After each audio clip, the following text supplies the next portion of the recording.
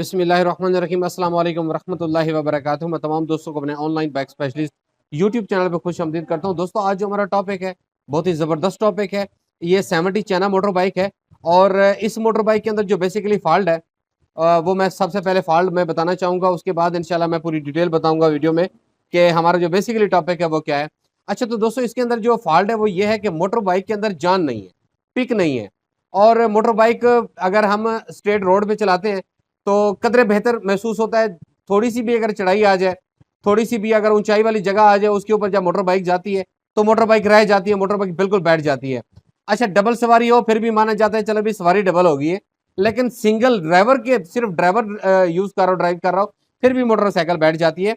तो बेसिकली दोस्तों जो टॉपिक है वो है क्लच प्लेट्स के मुतालिक कि क्लच प्लेट्स क्यों डाली जाती है।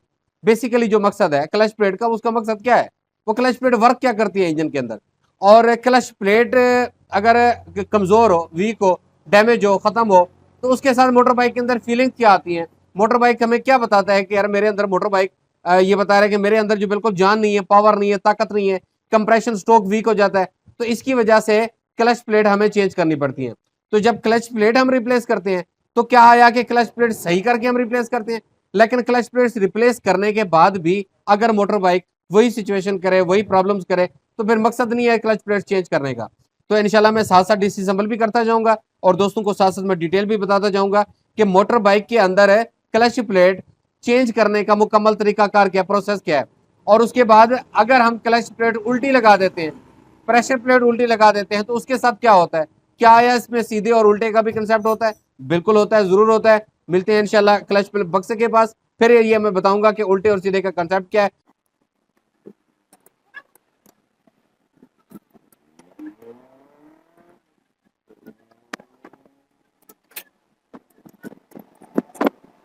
तो दोस्तों हमने बोल्ट्स जो हैं वो मुकम्मल खोली हैं, इनको हम करेंगे साइड पे। अब इसकी जो क्लच केस है वो इसकी ओपन करेंगे।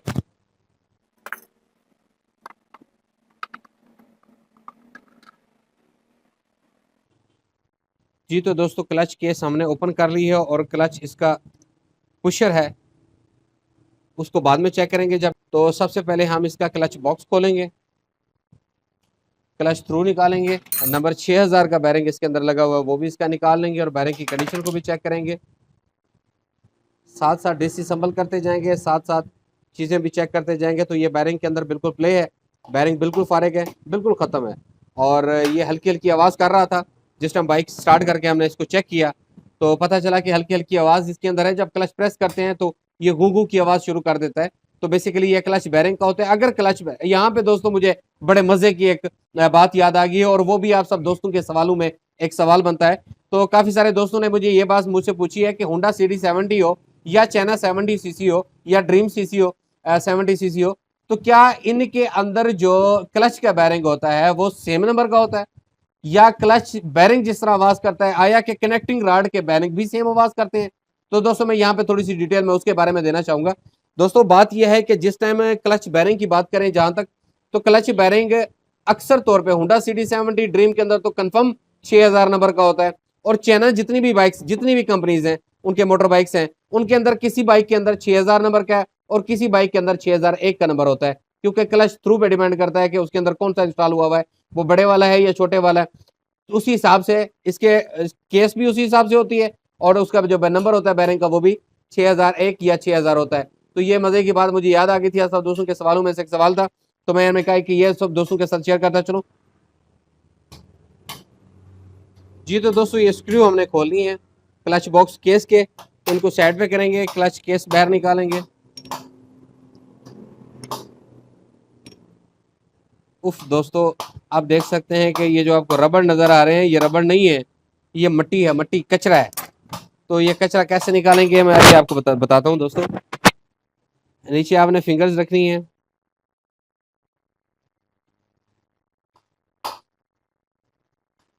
दोस्तों इस तरह है जिस तरह किसी चीज का रबड़ होता है, बट ये रबड़ नहीं है। मैं सारा निकाल लूं फिर मैं दोस्तों को दिखाता हूँ।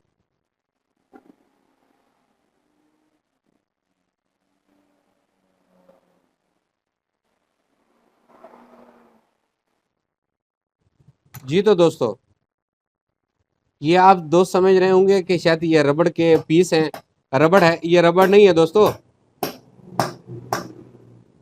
ये कचरा है। अच्छा, जो दोस्त कहते हैं ना कि मोटर बाइक का इंजन ऑयल तब्दील करवाते वक्त एक बात करते हैं, लेकिन हम जितनी मर्जी उनको समझाते रहें, जितनी डिटेल देते रहें, वो नहीं समझते। तो मैं आज वही दोस्तों को सामने रख के उन दोस्तों को, जो दोस्त जिद करते हैं कि इंजन ऑयल चेंज करते टाइम कि इंजन के अंदर जी हवा लगाएं, तो हवा लगाने से ये जो जहां जहां पे मिट्टी ज़रात जमी होती है तो वो उखड़ना शुरू होती है। फिर यही मिट्टी ज़रात जब एल पंप के होल के अंदर जाती है तो एल पंप के होल बंद होते हैं, उसके साथ इंजन भी सीज होने का खतरा होता है। तो उन दोस्तों को कहूंगा कि दोस्तों, जब मैकेनिक आपको कहे आप उन्हीं की बात पे अमल किया करें, ना कि मैकेनिक के साथ बहस करके उनको कहा करेंगे इसके अंदर हवा लगाएं ही लगाएं। तो जब हवा लगाएंगे तो ये आप देख सकते हैं कि ये क्या आलम बना हुआ है। तो ये सारी की सारी मिट्टी है, कोई रबड़ नहीं है इसमें, ये आप देख सकते हैं। तो बेहतर यही है कि हवा ना लगाया करें, बेहतर है कि बस राइट लेफ्ट लिटा के थोड़ा सा ऑयल जो भी निकलता है वो निकाल लिया करें, हवा मत लगाया करें। हवा लगेंगे तो ये मिट्टी उखड़ के दोबारा इंजन के अंदर जाएगी और काफी सारे मसले मसाइल खराब करेगी। अच्छा, तो यहाँ पे एक और बात, मेरा एक सवाल आप दोस्तों का रहता है कि क्लच का बैरिंग और कनेक्टिंग रॉड का जिस तरह बैरिंग होता है, क्या उसकी जो आवाज होती है वो सेम होती है या उसमें कोई डिफरेंट होता है, थोड़ा सा फर्क होता है? तो दोस्तों उसके अंदर कोई फर्क नहीं होता, वो सेम आवाज होती है। जिस तरह क्लच का बैरिंग आवाज करता है, सेम उसी तरह ही कनेक्टिंग रॉड के बैरिंग आवाज करते हैं। तो कोशिश किया करें दोस्तों, जब क्लच बैरिंग चेंज कर रहे होते हैं तो उस टाइम क्लच बैरिंग की प्ले के अंदाजा हो जाता है कि आया कि ये क्लच बैरिंग की आवाज कर रहे हैं या कनेक्टिंग रॉड के बैरिंग आवाज कर रहे हैं।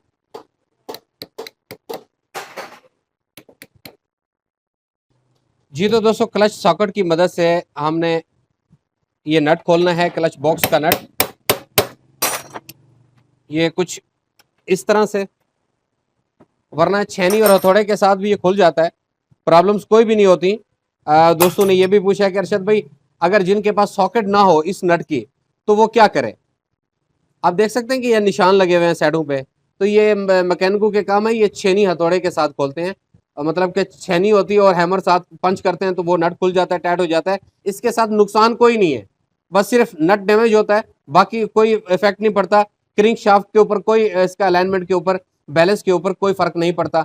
आप उस तरह भी टाइट कर सकते हैं, उस तरह खोल भी सकते हैं। अच्छा, तो अब हमने क्लच बॉक्स बाहर निकाल लेना है। क्लच बॉक्स को बाहर निकाल लिया, इसका लॉक है वो भी, और इसकी जो आउटसाइड वार्शल होती है वो भी इसकी हमने दोनों निकाल ली है दोस्तों, ये। और इनको रखेंगे साइड पे। अब हमारा जो टॉपिक है वो क्लच बॉक्स के ऊपर है। इसका क्लच बुश भी हम निकालेंगे, क्लच बुश भी लगाएंगे और चेक करेंगे क्लच बुश की क्या पोजीशन है। तो क्लच बुश भी इसके साथ ही जो है ना वो डैमेज हुआ हुआ है, हल्का हल्का सीस है, जाम है। जी तो दोस्तों, ये स्प्रॉकेट हम निकाल लेंगे, इस स्प्रॉकेट को रखेंगे हम साइड पे। क्लच बुश भी हमने स्क्रैप में डालना है, क्लच बुश भी साइड पे करेंगे। अब दोस्तों, इसका होता है बेसिकली पुलर, वो क्लच प्लेट्स पुलर में बेटा क्लच प्लेट पुलर दे दो। जी तो दोस्तों, ये पुलर है। इस पुलर की मदद से हमने क्लच बॉक्स की जो क्लच प्लेट्स हैं, प्रेशर प्लेट हैं, वो निकालेंगे। हमने इसका मुकम्मल नट खोल लिया है और क्लच बॉक्स को हम रखेंगे इसके ऊपर। और यहाँ पे मैं एक चीज़ बताना चाहूँगा कि जिस टाइम आप कूलर फिट कर रहे होते हैं तो जिस तरह सैज बना होता है कपल का, सेम उसी तरह इसके ऊपर फिट कर देंगे और स्प्रॉकेट को सही तरीके से लगाएंगे, ऊपर नट रख के इसको मुकम्मल टाइट करेंगे। मुकम्मल टाइट करने के बाद इस तरह समझ लें कि जिस तरह क्लच हमने प्रेस कर लिया है। अब इसका हमने निकालना है दोस्तों लॉक।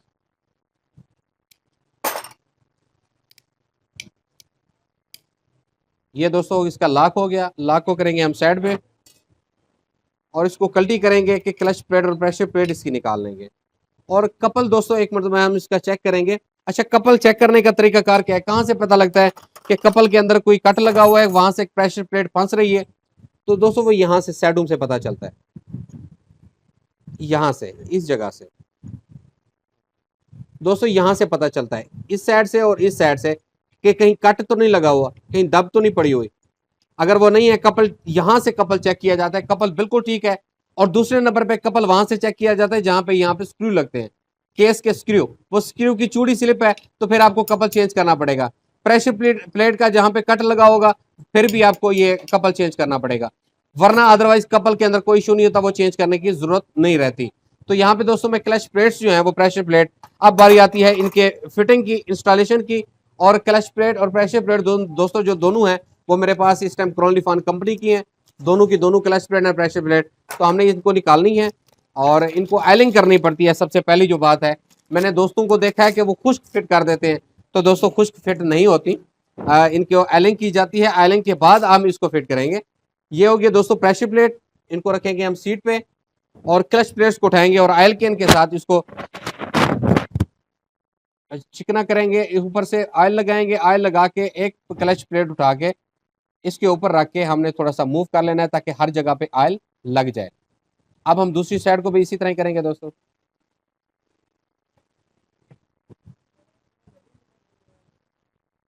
अच्छा, तो दोस्तों ये देख सकते हैं कि इस तरह मूव करनी है। अब चारों तरफ से देखें तो ऑयलिंग जो है वो बिल्कुल ही हो चुकी है। अब दोस्तों बात आती है इसके उल्टे और सीधे का कंसेप्ट क्या है। क्या आया कि उल्टी क्लच प्लेट फिट की जाए तो उसके साथ कोई प्रॉब्लम होती है, या कि हमें जरूरी ही सीधी प्लेट इस्तेमाल करनी चाहिए। तो दोस्तों काम कोई भी है, सीधा काम करेंगे तो उसका फायदा भी सीधा ही होगा, अगर हम उल्टा काम करेंगे तो उसका फायदा भी उल्टा ही होगा। वो टोटली तकरीबन 5 से 7 दिन चलेगी, उसके बाद क्लच प्लेट फारिग। अच्छा, क्लच प्लेट्स इसी तरह ही कपल रखना है दोस्तों। और क्लच प्लेट को आप देख सकते हैं, मैं आपको वाजे तौर पे बताना चाहूंगा कि ये जो जगह है ना ये बिल्कुल ही प्लान है, ठीक है ना, यहाँ पे कोई कट नहीं है, यहाँ पे स्क्रू ड्राइवर फंसता नहीं है। हम दूसरी साइड को कंपेयर करते हैं तो आप देख सकते हैं कि इसके अंदर कट लगे हुए हैं, मीन्स के यहाँ पे किनारी सी बनी हुई है और ये साइड को रखनी है हमने नीचे की तरफ कुछ इस तरह से। और ये जो बिल्कुल ही प्लान साइड है इसको हमने ऊपर की तरफ रखना है। अब दोस्तों समझ आ गया कि उल्टे और सीधे का फर्क क्या होता है, कहाँ से पहचान होती है, मेन पहचान भी है दोस्तों। अब किसी भी काट के हम ऊपर रखेंगे, हम इसको फिट करके मूव करेंगे, बिल्कुल अच्छे तरीके से मूव हो रही है, बिल्कुल हो रही है। अब हम रखेंगे प्रेशर प्लेट। प्रेशर प्लेट भी सेम क्लच प्लेट की तरह है। अब दोस्तों अगर हम रखते हैं ना कि इस तरह, तो ये हो जाएगी उल्टी, तो यहाँ पे नाखून फंसना शुरू हो गया है। अगर हम इसको इस तरह रखेंगे तो देखें ना, इस साइड को और उस साइड को बहुत ज्यादा फर्क है। ये साइड देख लिए दोस्तों, अब मैं दूसरी साइड दिखाने जा रहा हूँ। अब इस साइड को देखें तो यहाँ पे जिस तरह छुरी होती है, काती होती है, इस तरह ये जगह बनी हुई है। और कोशिश कीजिएगा कि इसको हमने नीचे की तरफ रखना है, ऊपर की तरफ नहीं रखना, कुछ इस तरह से, ठीक हो गया दोस्तों। फिर उसके बाद हमने क्लच प्लेट रखनी है। तो क्लच प्लेट अगर हम इस साइड को देखें तो बिल्कुल सीधी है और इधर से देखें तो उल्टी लगती है, तो हमने इस तरह रखना है। अच्छा, मजे की बात यहाँ पे एक और चीज भी वाज़ेह तौर पे बताता चलूं, अगर वहां से समझ नहीं आ रही तो देखें ना, यहाँ पे दोस्तों क्लच प्लेट वक्फे पे है, दूर दूर पे है, ठीक है दोस्तों। यहाँ पे तो ऑयल लगा हुआ है ना, इस चीज को देखें। और अगर हम दूसरी साइड देखते हैं तो ये फुल हम इसके सिर्फ टिप नजर आ रहे हैं, बाकी क्लच प्लेट है इसके ऊपर। तो ये भी पहचान होती है उल्टे और सीधे की। तो इसको भी हमने फिट कर देना है कुछ इस तरह से। अब हमारी लास्ट जो है वो प्रेशर प्लेट रहती है। वो प्रेशर प्लेट उल्टी इस तरह है, सीधी इस तरह है। इस तरह हमने इसको फिट करना है। फिट करने के बाद एक मरतबा मूव करेंगे स्प्रॉकेट को, इजी मूव हो रही है। उसके बाद अब हम लाक निकालेंगे, जो हम इसका लाक निकाल चुके हैं। लाक को थोड़ा सा हम खींच के खुला करेंगे ताकि जिसमें फिट करेंगे तो वो अपने साइज पे इजी जाके बैठे। अच्छा, मजे की बात, लाक का जो मुंह है दोस्तों कभी भी प्रेशर प्लेट के मुंह के बिल्कुल बराबर नहीं होना चाहिए, कुछ इस तरह से होना चाहिए। ये अब हम इसको फिट कर रहे हैं, मतलब हम क्लच बॉक्स को, क्लच प्लेट, प्रेशर प्लेट को लॉक कर रहे हैं, तो ये लॉक हो चुकी है। अब ये जो है खाली जगह है, जो इस खाली जगह पे हमने इस लॉक का मुंह बिठाना है। ये लॉक का मुंह प्रेशर प्लेट के ऊपर नहीं होना चाहिए, कभी भी ये फंस के निकल सकता है लॉक। तो अभी हमने एक मरतबा मूव करना है, मूव अच्छे तरीके से हो रहा है, खोलते भी जाएंगे साथ साथ मूव भी करते जाएंगे। अब इसको मुकम्मल खोलेंगे। अब हमारे जो मोटर बाइक का क्लच बॉक्स है वो बिल्कुल ही रेडी हो चुका है। अब छोटी स्प्रॉकेट रखेंगे और उसके ऊपर हमने क्लच बुश, ये भी क्रॉनली फन कंपनी का दोस्त क्लच बुश है, ये भी हम क्लच बुश से फिट करेंगे। अच्छा, क्लच बुश फिट करते वक्त क्या हमें ऑयलिंग करनी चाहिए? बिल्कुल ही ऑयलिंग करनी चाहिए दोस्तों। जब तक ऑयल पंप काम नहीं करेगा तब तक इसको ऑयल नहीं मिलेगा। जब ऑयल पंप काम करेगा, वर्क करेगा, तो ऑयल पंप हर जगह पे पहुंचना, ऑयल पहुंचाना उसकी ड्यूटी है, वो शुरू कर देगा, तभी ऑयल पहुंचेगा। आधा हम क्लच बुश फिट करेंगे कुछ इस तरह से। उसके बाद ऑयल केन्स के साथ हमने इसको ऑयल लगाना है और क्लच बुश को मूव करते हुए हमने फिट कर देना है ताकि ऑयल जो है वो चारों तरफ ऑयल लग जाए। अब दोस्तों फिटिंग की बारी आती है, तो अब हम इसकी फिटिंग करेंगे। अच्छा, जब क्लच बुश आप दोस्तों फिट कर चुके होते हैं तो यहाँ पे आपने नाखून फंसाना लाजमी, चेक करना है कि आया कि नाखून फंस रहा है। अगर नाखून नहीं फंसता तो आपके मोटर बाइक का क्लच सही तरीके से काम नहीं करेगा, चाहे जितनी मर्जी आप क्लच प्लेट्स डालते रहें। तो ये यहाँ पे नाखून फंसना जरूरी है। जब नाखून फंसना शुरू हो जाए समझ लें कि क्लच बॉक्स की जो फिटिंग है, सेटिंग है, साइज है, म्यार है, वो बिल्कुल ओके है। अब दोस्तों हम क्लच बॉक्स फिट कर देंगे। ये दोस्तों क्लच बॉक्स हमने फिट कर दी है। अब इसका लगाएंगे हम लॉक एंड वार्शल, जो कि आउटसाइड वार्शल और लॉक। ये लाक हम फिट करेंगे दोस्तों। अच्छा, लाक के जो ये टिथ बने होते हैं दोस्तों, ये 3 टिथ होते हैं, ये लाक बने हुए हैं। ये लाक कनेक्टिंग राड, जो जिस तरह कनेक्टिंग राड के अंदर हम फिट करें, क्रिंक शाफ्ट के ऊपर फिट कर रहे होते हैं क्लच बॉक्स के अंदर भी इसी तरह कट लगे होते हैं, तो वो कट कट के अंदर बैठना चाहिए। ये दोस्तों, ये लॉक हो गया। अब आउटसाइड वर्ष रखेंगे, ये आउटसाइड, तो आउटसाइड बाहर होनी चाहिए। अब दोस्तों इसका नट लगाएंगे। जैसा कि आप देख रहे हैं कि ये एक लॉक है, ये लॉक इस क्लच बॉक्स के नट के अंदर इजी तौर पे अंदर की तरफ फिट होना चाहिए, कुछ इस तरह से दोस्तों। अब हम इसको अच्छे तरीके से साफ कर लेंगे। मट्टी कचरा जो था वो तो हमने निकाल दिया है। अब जो बाकी थोड़ा सा बचा हुआ है वो भी हम साफ कर लेंगे। साफ करने के बाद अब इसका हम केस फिट करेंगे। केस जब फिट कर रहे हो तो दोस्तों यहाँ पे लॉक, ये जो जैन है, पैकिंग है, ये देखना चाहिए कि यहाँ पे कोई डैमेज ना हो। अगर ये डैमेज होगी तो दोस्तों फिर ये ऑयल पंप, जो सेंट्रीफ्यूगल ऑयल फिल्टर है, वो प्रेशर नहीं बनाएगा। अब दोस्तों जो हमारा बेसिकली टॉपिक था वो क्लच प्लेट, प्रेशर प्लेट कैसे मोटर बाइक के अंदर खत्म होती है, पहचान क्या होती है, उस चीज़ के मुतालिक था, क्लच प्लेट के मुतालिक। और साथ से जो बाकी की डिटेल्स हैं वो भी आप सब दोस्तों को मिल गई हैं। और काफ़ी सारे दोस्तों के सवालात थे, काफ़ी टाइम से मैं रिप्लाई नहीं कर सका, तो आज टाइम मिला है, आज वक्त मिला है, और आज ही वो फॉल्ट सामने आया है, तो आप दोस्तों को मैंने वो भी बात शेयर कर दी है। और ये नट्स जो हैं ये मुकम्मल टाइट करेंगे, और प्ले भी मैं आप सब दोस्तों को वाज़ेह तौर पर दिखाता चलूँ। ये आप खुद देख सकते हैं कि कितनी बैरिंग के अंदर प्ले है दोस्तों। तो इस बैरिंग को दोबारा हम फिट नहीं करेंगे। अगर कस्टमर पास है, वेल नहीं है, तो आप बैरिंग डाल दें दोस्तों। ये मत सोचें कि कस्टमर आएगा, पूछेंगे, उसके बाद फिट करेगा। ऐसा कुछ भी नहीं होता दोस्तों, क्योंकि अगर आपने ना डाला तो ये कस्टमर का नुकसान है। फिर कस्टमर दोबारा इसकी जो लेबर है वो भी चार्ज करेगा, जो दूसरे दूसरे नंबर पे इसका ऑयल भी ये ज़ाया हो जाएगा, ये इसकी पैकिंग भी टूट सकती है। तो कोशिश करें कि एक मरतबा आप क्लच प्रेस डाल रहे हैं या किसी मकसद के लिए आपने साइड ओपन की है, तो बैरिंग चेक करने में हर्ज नहीं है, बैरिंग चेक करके आप रिप्लेस कर सकते हैं। तो दोस्तों जो बैरिंग है वो भी मैं क्रॉनलीफॉन कंपनी का यूज कर रहा हूँ, बहुत बेस्ट बैरिंग है, बैरिंग मैं यही यूज करता हूँ।